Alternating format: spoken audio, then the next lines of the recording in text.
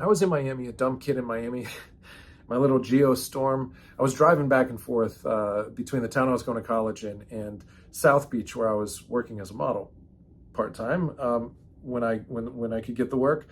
And a hurricane was coming, and I was just planning on waiting it out. I grew up in Florida, so I'd slept through many hurricanes. The manager of the hotel had different plans.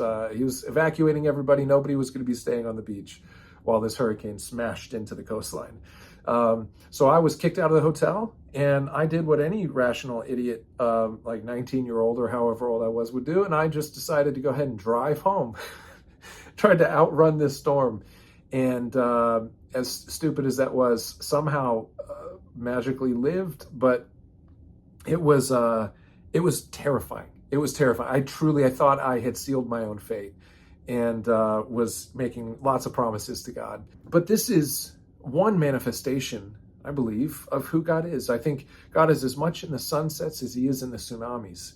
And I think it's important that we remember that, because I think we like to talk about the kumbaya God a lot, putting our hands around one another and talking about love. But I think we can forget about what an awesome God we serve. He sometimes chooses to use physical manifestations similar to storms or nature's fury to represent who he is. If we see God face to face, we'd only be under the illusion that we were seeing all of God. God's infinite fabric, his skin continues on forever and ever. If he was kind enough to demonstrate a bit of who he is, as he did on Mount Sinai in Exodus when he gave the 10 Commandments, it would still only be a microscopic piece of what God really is. We can't really see all of this God, and yet even that speck of who God is enough to send us to our knees. Listen to this. When the people saw the thunder and lightning and heard the trumpet and saw the mountain in smoke, they trembled with fear. They stayed at a distance and said to Moses, "Speak to us yourself and we will listen, but do not have God speak to us or we will die." It was as if the mountain was on fire. They could feel rumblings like earthquake. It was so frightening they wanted to die. So frightening they asked God to leave and only speak through an intermediary, through Moses. In the New Testament, we get the same kind of thing. We get a description that's eerily similar, if you pay attention, to what happened on Sinai. But listen to this. This is the resurrected Christ appearing to John of Patmos on the island. He'd been exiled by Rome. They would send exiles to the island of Patmos when killing them, executing them was too dangerous because it could maybe start an uprising. So they would just sort of quietly exile them to the island to be forgotten, to no longer be a thorn in Rome's side. But Rome was getting worried about the growth of the Christian church. And John was a leader in establishing these churches. It was on that island while he was exiled that he met the resurrected Christ. And he appeared like this. The hair on his head was white like wool, as white as snow, and his eyes were like blazing fire, similar to that mountain. His feet were like bronze glowing in a furnace, and his voice was like the sound of rushing waters.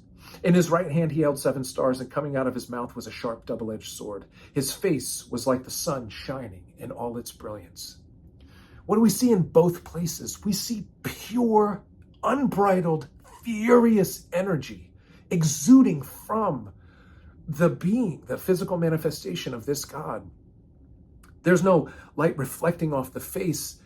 Light is bursting from the eyes and the skin and the clothes of Christ and of the mountain. The hurricanes that we experience in life have terrible consequences and are frightening. And the silver lining is that it reminds us of our place in the world. But here, we have real hope offered. Because in both instances of these two passages, in Exodus and in Revelation, the first thing that's spoken to these people who are so frightened they could die, John said, "When I saw him, I fell at his feet as though dead." The Israelites, "Speak to us yourself, we will listen, but do not have God speak to us or we will die." Both frightened to death. Moses says, "Do not be afraid." John is touched by Jesus, who says, do not be afraid. The first thing that he says. So when God shows up in all his terrible awesomeness, he also shows up with peace. Do not be afraid. Then he placed his right hand on me and said, do not be afraid. I am the first and the last. I am the living one. I was dead, and now look, I am alive forever and ever, and I hold the keys of death and Hades. This isn't just a God who wants to scare us. This is a God who wants to humble us enough to bow to the maker of all this for our own good. I hold the keys of death and Hades. There's no death in that awesome God. He's pure energy. And he offers us that too. We are our best self when we're in relationship with the one that was on that mountain and the one who stood before John with his face shining like the sun.